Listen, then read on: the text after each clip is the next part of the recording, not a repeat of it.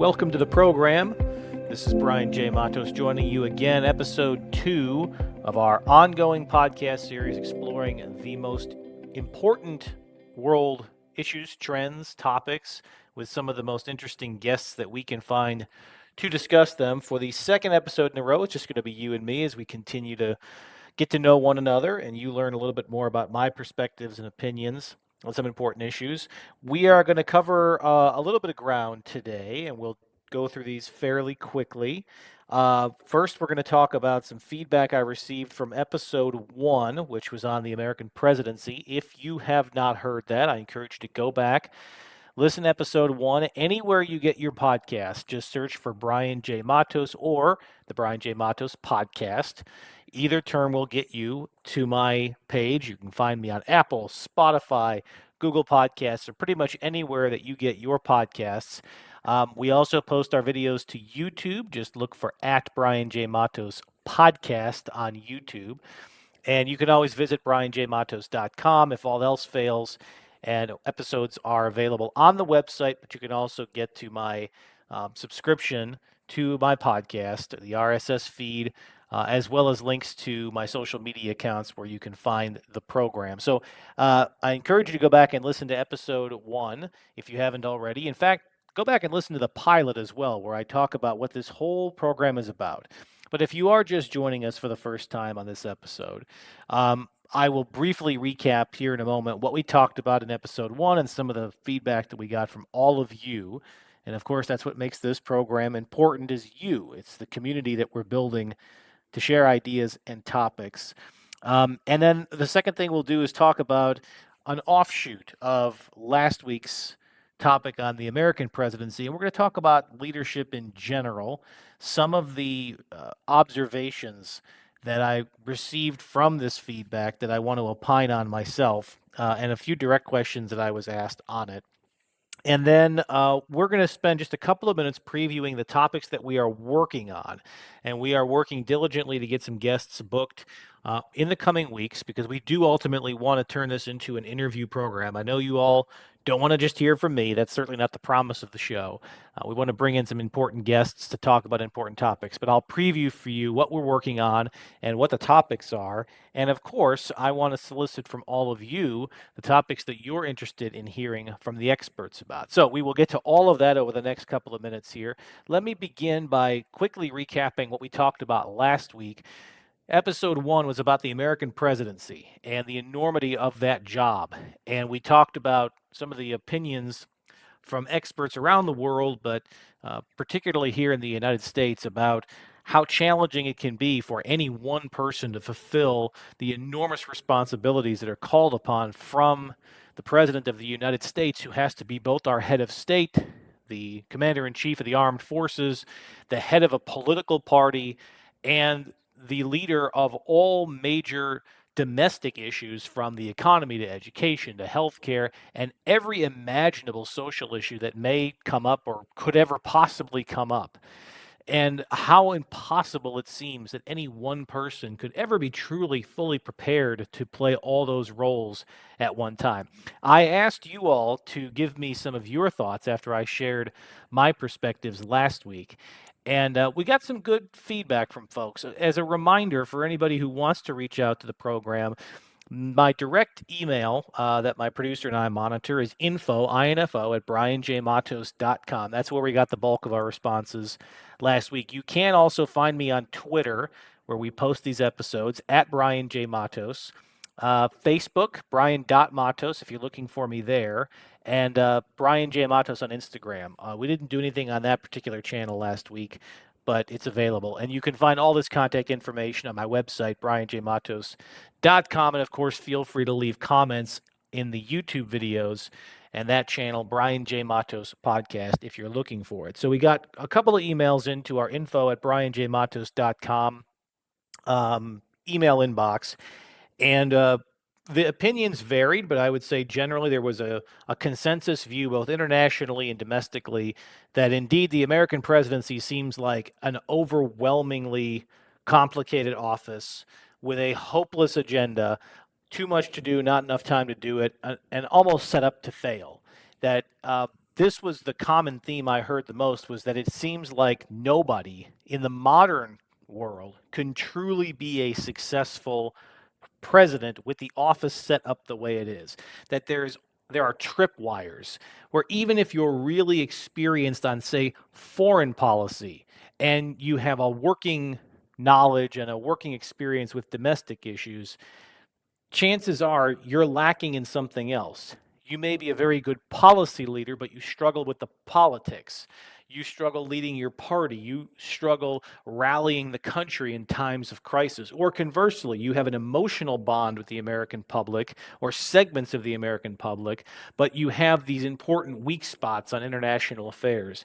Few commentators pointed out specific examples where in recent decades we've had presidents who were very good in one element or another, but they struggled in one core area. So I had somebody reach out from Texas, sort of singing the praises of the George W. Bush administration, but pointing out that he was not somebody who was elected to lead the country on foreign policy issues, and yet he became a foreign policy president.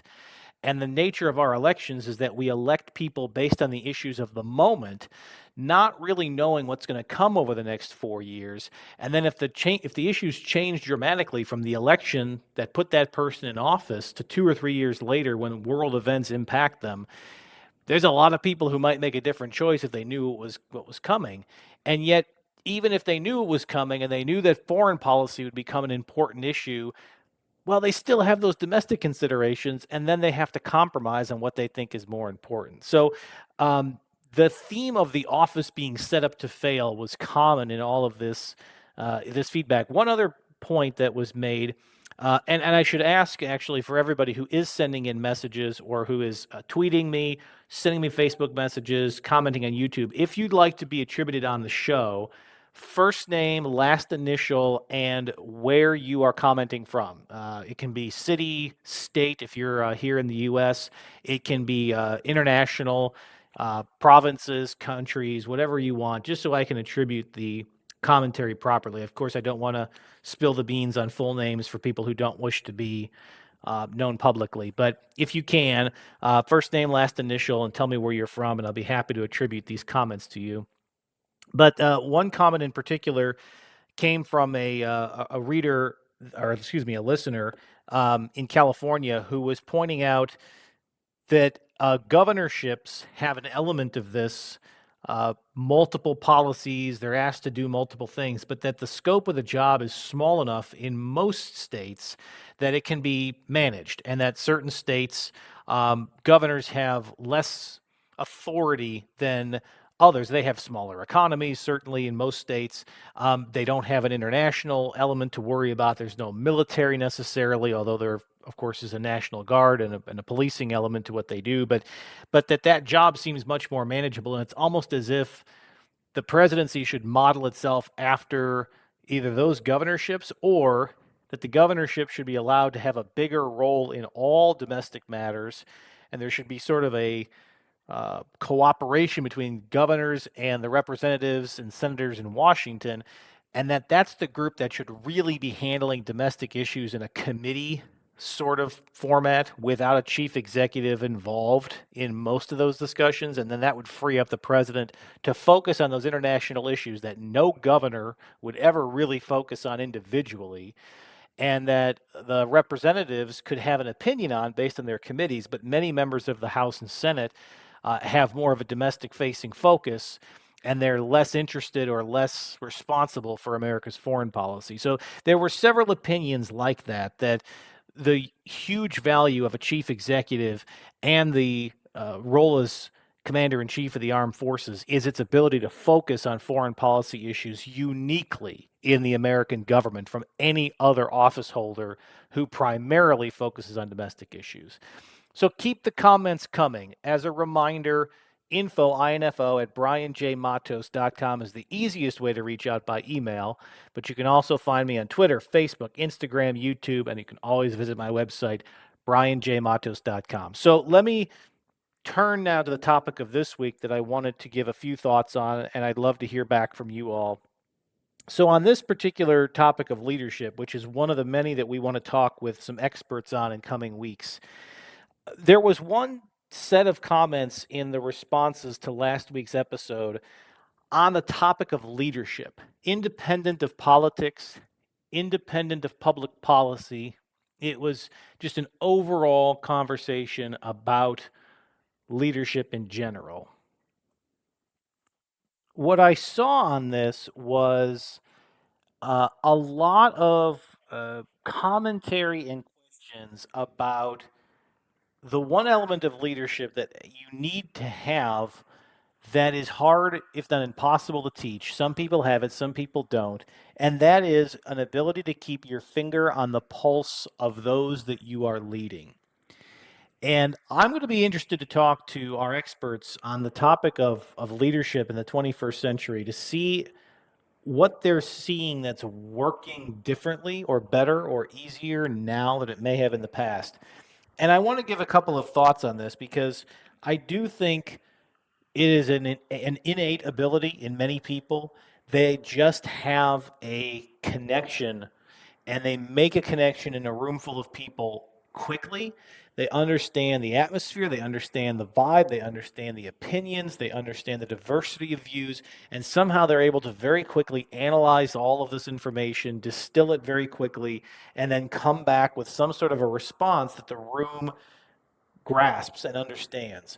Now, this is amplified when you are at a national level in a country of 330 some million people and you're trying to address all of them. Like that's very different than just a room full of 100 people or something. But there is an ability to just get a sense for what's happening out there in the public, whether your words are resonating or not, whether certain issues that no one else is talking about are suddenly bubbling up. Your ability to gather that information.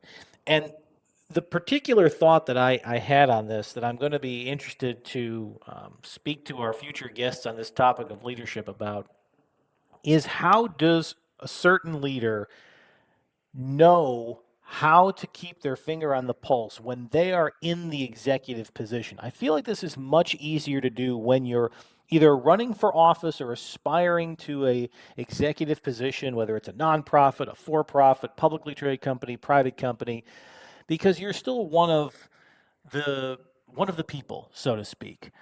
You don't hold the executive title yet. You may hold, titles of significance, but you're not in a bubble yet.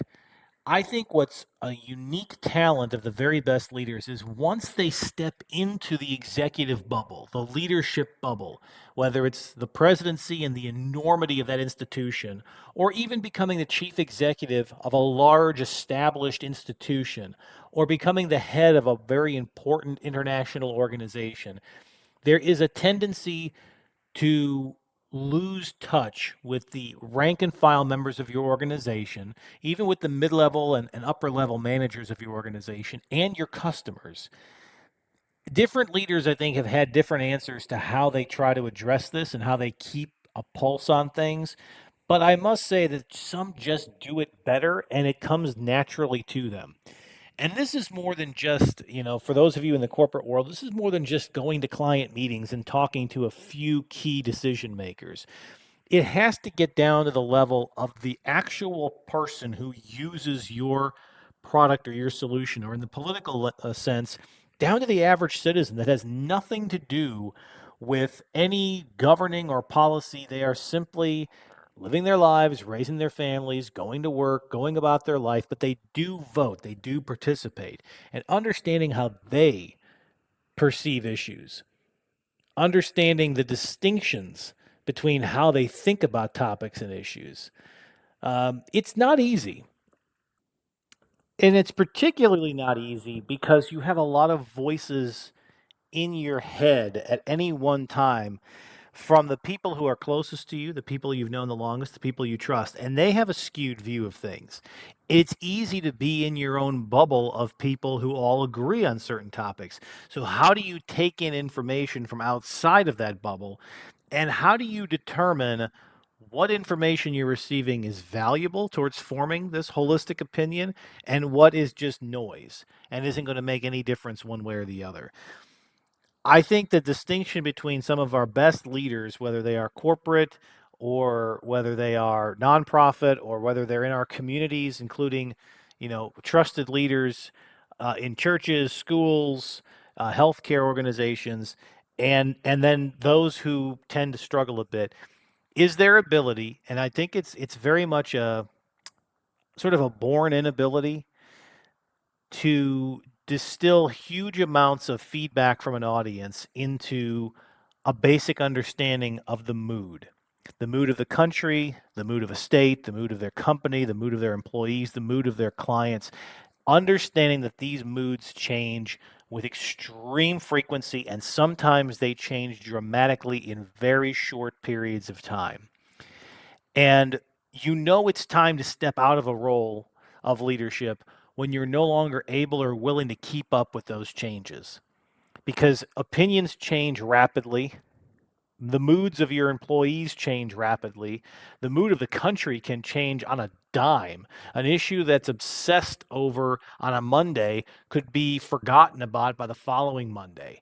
A topic that is burning in people's pocketbooks, like gas prices, can be all consuming for people for a season and then fall to the backdrop and no longer be a core concern within a couple of weeks or a couple of months.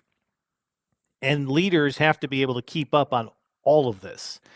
And I don't think it's enough to just read. I don't think it's enough to just attend a few meetings with constituents or clients. I don't think it's enough to just ask your trusted friends from childhood or something that are your little focus group. There has to be another ability that goes beyond your day to day to be able to understand what the mood is. And the one thing I also think is different in our era is television used to be a cheat code. There was something to be said for the local television anchors, the local opinion writers in newspapers that were able to capture the mood and put words to it. And in the way that they presented topics and issues, in the stories they chose to cover, in the opinions that they were articulating, they were doing a really, really good job of nailing the mood of the moment. This is what made newspapers so valuable for historians was that very often the articles themselves, which were so fact focused, and the story selection gave you a sense of what people were paying attention to, that the newspapers had a pulse for what their readers wanted to understand and wanted to learn about. And the opinion pages had a pretty good assessment of the different views on the news of the day. I think that's a lot less true now. I don't think you have those cheat codes anymore. Television news gives us distorted views of very small, passionate, loud minorities of people, but not a really good overview of the common person, what somebody who's not deeply entrenched in the culture wars or the political wars of one team or another around the world. There's not a lot of organizations out there that do a good job of just expressing the common man or woman, the every person point of view, the people who don't spend their days and nights researching every intricacy of a detailed topic. It's just what is the mood of the country now? And the most recent example of this, I think, that we can take from politics, I would say domestically here in the US, but I think this has been true around the world, is the growing distrust of institutions as a whole. This is part of what allowed so many populist leaders around the world to gain popularity and get elected. Underlying anything that politicians were doing to exploit this trend, there was a growing distrust of institutions, companies, churches, governments, nonprofit organizations, even institutions like the military in some countries started to come under question because of issues of corruption, because of mismanagement, because of cover-ups of scandals. And it just increasingly felt like they were no longer serving the people that they were stood up. These institutions were stood up to serve. And so a handful of political leaders were able to quickly pick up on this distrust of institutions, and then they figured out how to politicize it, how to weaponize it, how to get votes out of it, how to speak to it. But even corporate leaders, some of the corporate leaders that have done the best around the world are those who acknowledged that there was a trust issue with their brand or a trust issue with companies as a whole, and they tried to position themselves as filling the vacuum of that trust to try and reestablish it. And it was very much reaching out with a hand, with an open hand, to employees as well as to customers alike, and sometimes even to regulators, and to acknowledge this mood in the country. And the leaders who were caught flat footed were the ones who didn't understand this. They didn't understand the erosion of trust in these institutions, in companies, in the media. And they're the ones who sort of got surprised by election results and by protest movements and some of the controversial figures that rose to prominence in this era, riding this wave of populism against institutions. So I pose this question to you all to consider for yourselves, and I'd love to hear back from you about two topics. Number one, do you believe that the ability to interpret what's happening in the mood of a country, a company, a community is something that you're born with? Is this an intuitive skill that some people just have and some people don't? Or is it something that can be learned? Is there a way that leaders can learn how to pick up on the mood of a country, of a company, of a community? And how would they do it in 2023? How do you do it when you're trying to pick up the mood of your family, for instance? And maybe they're scattered all over the country. There's 20, 30 people that you know and trust, from the elders of the family to the teenagers, and you're trying to figure out what everyone's feeling and thinking and doing. I'm interested to hear how you're doing that in your own life, in your own community, in your own way, even if you're a part of a faith-based organization, a church, or a community group, a volunteer group, perhaps a non-religious group. How do you gauge what's happening with those members? I will simply pose, from my perspective, that I think it's much easier to get clouded information now than it is clear. And I do think there is something innate in people that allows them to figure this out without having it explained to them. And then the second topic I'd like to get some feedback from folks on is their general view of this as being the most important role of any given leader, is the ability to understand what's happening with the masses that they're leading versus core skills and competencies. So if you're a good leader and you understand policy, you understand how to implement it, you understand the nuts and bolts of your company, per se, does it really make a difference?